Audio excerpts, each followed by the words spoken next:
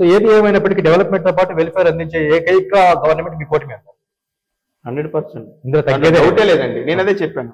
మీరు ఏదైతే అన్నారో సంక్షేమ కార్యక్రమాలు అప్పులు తీసుకొచ్చి కుటుంబాన్ని సాకినట్టు ఉండదు. ప్రభుత్వం చాలా కన్స్ట్రక్టివ్ అప్రోచ్ తో ఈరోజు వేల కోట్ల పెట్టుబడులతో ముందుకెళ్తూ దాని నుంచి వచ్చిన రెవెన్యూతో ఏదైతే పేద బలహీన బడుగు వర్గాలు ఉన్నాయో వాళ్ళకి సంక్షేమ పథకాన్ని అందించే దిశగా కూటమి ప్రభుత్వం ముందుకెళ్తుంది. మీకు కళ్ళ ముందు కనిపిస్తుంది. Very good. మీరే చూసారు నిన్నటికి నిన్న 95,000 కోట్లు రామాయపట్నంలో బీపీసీఎల్ మన కళ్ళ ముందు కనపడుతుంది. ఇదే ప్రోగ్రెస్ అనేది. మొత్తానికి ఒక పంట పండాలన్నా 4-5 నెలలు పడుతుంది కాబట్టి కొంత సమయం కావాలి. అంతిమంగా ప్రజలు ఏ నమ్మకంతో అయితే ఈ కూటమి ప్రభుత్వానికి అధికారాన్ని కట్టబెట్టారో ఆ నమ్మకాన్ని మీ కూటమి ప్రభుత్వం నిలబెట్టుకుంటున్నారు. 100% అండి. దాంట్లో ఎటువంటి డౌట్ లేదు. మీరు యువకులు సార్, సందీప్ రెడ్డి గారు పవన్ కళ్యాణ్ గారిని ఒక సినిమా హీరోగా అభిమానిస్తారా, ఒక పొలిటీషియన్ గా అభిమానిస్తారా? నేనైతే పవన్ కళ్యాణ్ గారి సినిమాలు చిన్నప్పుడు అయితే చూశాను, కానీ ఫ్యానే నేను కూడా. కానీ పవన్ కళ్యాణ్ గారిని ఒక సినిమా హీరోగా చూసైతే నేనైతే రాజకీయాల్లోకి రాలేదండి.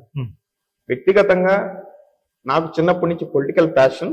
ప్రస్తుతం ఉన్నటువంటి ఈ కాంటెంపరీ పాలిటిక్స్ లో పవన్ కళ్యాణ్ గారు లాంటి నాయకుడు అయితేనే మన రాష్ట్రానికి మేలు జరుగుతుందని చెప్పి ప్రగాఢ విశ్వాసంతో జనసేన పార్టీలో ఆయనతో పాటు నడవాలని చెప్పేసి జనసేన పార్టీలో చేరడం జరిగింది. ఓకే. సో మొత్తానికి ఒక రాజకీయ నాయకుడుగానే మీరు పవన్ కళ్యాణ్ గారికి ఎక్కువ గౌరవిస్తారు, అభిమానిస్తారు. 200%. సినిమాల కంటే కూడా నేను కొన్ని సినిమాలు అంటే పవన్ కళ్యాణ్ గారు రిలీజ్ అయితే చూస్తానో చూడనో తెలియదు, కానీ రాజకీయ పరంగా పవన్ కళ్యాణ్ గారి కోసం ఎంత దూరం అని వెళ్ళడానికి సిద్ధం. ఇంత దూరం. Okay okay. ఆయన్ని అత్యున్నతమైనటువంటి స్థానంలో చూడడానికి కూడా మీరు సిద్ధమే. 100%. మీ లక్ష్యం కూడా అదే అనుకుంటారు.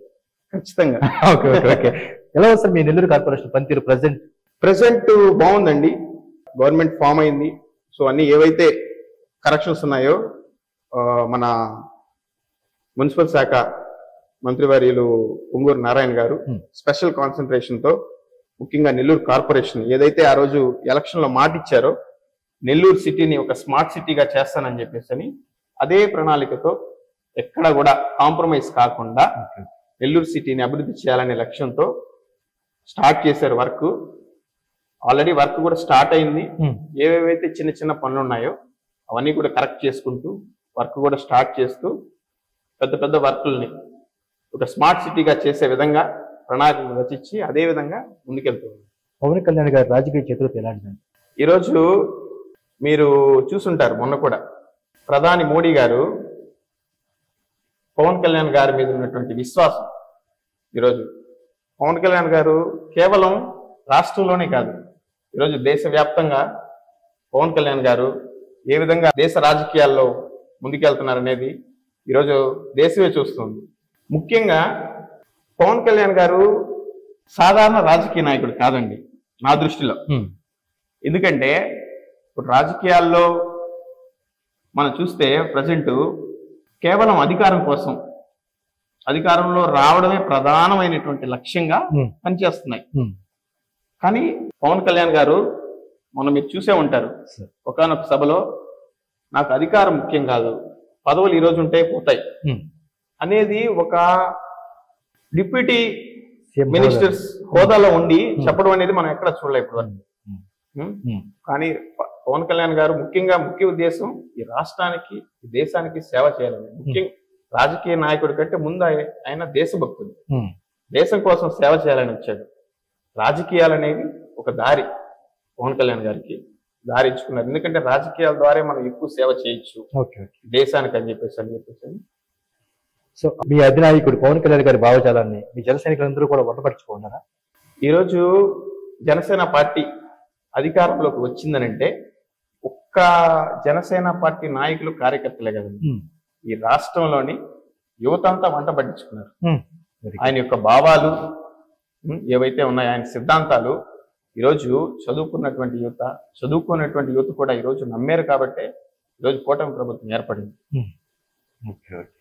సో అదే సార్, ఫైనల్ గా చెప్పండి సందీప్ రెడ్డి గారు, మీ జిల్లా అధ్యక్ష పదవి ఖాళీగా ఉందన్న సంగతి ఇందాక మనం డిస్కస్ చేసుకున్నాం. సో అది ఫుల్ఫిల్ చేసే విషయంలో విభిన్న అభిప్రాయాలు వస్తూ ఉన్నాయి. అనుభవజ్ఞులు కావాలని చెప్పి ఒక వర్గం వారు అంటున్నారు, లేదు యువకులైనా పర్వాలేదు అని చెప్పి మరొక వర్గం అంటారు. మీరు చెప్పండి, యువకులుగా మీరు చెప్పండి, యువకులు ఉంటే బాగుంటుందా, అనుభవం ఉంటే బాగుంటుందా? ఎవరైనా అండి మనం ఒకరి యొక్క శక్తి, నాలెడ్జ్ వయసుతో ముడిపెట్టలేదు. ఇప్పుడు రామ్మోహన్ నాయుడు గారు ఉన్నారు, కింజారపు ఉం?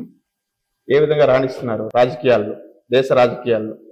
అదేవిధంగా మనకి వయసుతో కంటే ముఖ్యంగా క్యాలిబరు, కెపాసిటీ అండ్ దాంతో కూడినటువంటి అనుభవం కూడా. అనుభవం అనేది మీరు చెప్పినట్టు ఖచ్చితంగా అనుభవం అనేది అవసరం ఒక రాజకీయ పార్టీకి 100%. సో దాంతో కూడినటువంటి యువ నాయకుడైనా సరే రెడీ. అంతిమంగా మీ లక్ష్యం అయితే ఒకటే, జనసేన పార్టీ వాడన ముందుకు వెళ్ళాలని, అభివృద్ధి పడాలని. 100% అండి. వెళ్తుంది కూడా ఖచ్చితంగా. రాబోయే రోజుల్లో జనసేన పార్టీ వాడ కాదు, వీధిలో వెళ్తుంది. గ్రూపుల విషయం, గ్రూప్స్ అదే అండి, ఇందాకే మీకు ఆన్సర్ కూడా ఇచ్చాను ఆల్రెడీ. రాజకీయ పార్టీలు అన్న తర్వాత చిన్న చిన్న పొరపాట్లు, చిన్న చిన్న తప్పులు అనేవి సహజం. అవన్నీ కూడా రాష్ట్ర నాయకత్వం అన్ని ఒక గాడిలో పెడుతుంది. అన్నిటికీ కూడా సొల్యూషన్ అనేది మీరు అది త్వరలోనే. ఫైనల్ గా చెప్పండి అందీప్ రెడ్డి గారు, రాజకీయాలు అంటే మీకు ప్యాషన్ అన్నారు, ఎవరు మీకు రాజకీయాల్లో ప్రేరణ? నాకా రాజకీయాల్లో నాకు ప్రత్యేకంగా ప్రేరణ ఎవరు లేరండి. ప్రస్తుతం ఉన్న కాంటెంపరీ పాలిటిక్స్ లో పవన్ కళ్యాణ్ గారు. నేను స్వామి వివేకానంద ఫాలోవర్ని వ్యక్తిగతంగా. ఈ దేశానికి సేవ చేయాలి, రాష్ట్రానికి సేవ చేయాలనే ఆలోచన విధానంతో నేను పాలిటిక్స్ లోకి రావడం జరిగింది. ఇప్పుడున్న సమకాలీన రాజకీయాల్లో మా ఫాలోవర్ పవన్ కళ్యాణ్ గారు. వివేకానంద గారు సమాజాన్ని ఉద్దేశించి చెప్పినటువంటి మాటలు, ఒక మంచి మాటని మన ఛానల్ ప్రేక్షకులకు చెప్పగలరా, వివరించగలరా? తప్పకుండా అండి, చెప్పండి. ఈ దేశానికి ఉపయోగపడినటువంటి డబ్బు మరియు పదవి వృధా అని స్వామి వివేకానంద గారు చెప్పారు. దీన్ని వంట పట్టించుకున్న వ్యక్తి పవన్ గారా? 100%. ఆ విషయాన్ని పవన్ గారి దగ్గర నుంచి మీరు తీసుకుంటున్నారా? తప్పకుండా. ఫైనల్ గా చెప్పండి అందీప్ రెడ్డి గారు, మీ రాజకీయ కష్టాన్ని గుర్తించి మీ కూటమి ప్రభుత్వం కానీ లేదంటే మీ జనసేన పార్టీ కానీ ఏదైనా ఒక నామినేటెడ్ పోస్ట్ కానీ మీకు ఇస్తే స్వీకరించినట్టు? నామినేటెడ్ పోస్ట్ మీద నాకు ఇంట్రెస్ట్ లేదండి. సో నేను మరి పార్టీ పదవి, పార్టీ బాధ్యతలు 100% స్వీకరించడానికి ఏ పదవైనా సరే సిద్ధంగా. 4th డివిజన్ అధ్యక్షుడిగా మాత్రమే కాకుండా ఇంకా ముందుకు రావడానికి మీరు ఇంట్రెస్ట్ చూపిస్తున్నారు. కరెక్ట్. మరి వస్తుందని ఆశ. 100% అండి. జనసేన పార్టీ, పవన్ కళ్యాణ్ గారు ఎవరైతే కష్టపడి ఉన్నారో, పార్టీ కోసం నిజాయితీగా పనిచేస్తున్నారో వాళ్ళందరికీ కూడా న్యాయం చేస్తారు. రేపు రాబోయే రోజుల్లో కూడా ఎవరైతే పార్టీ కష్టపడి ఉన్నారో వాళ్ళందరికీ కూడా న్యాయం జరుగుతుంది అని చెప్పేసి మేము కూడా ప్రగాఢంగా నమ్ముతాం.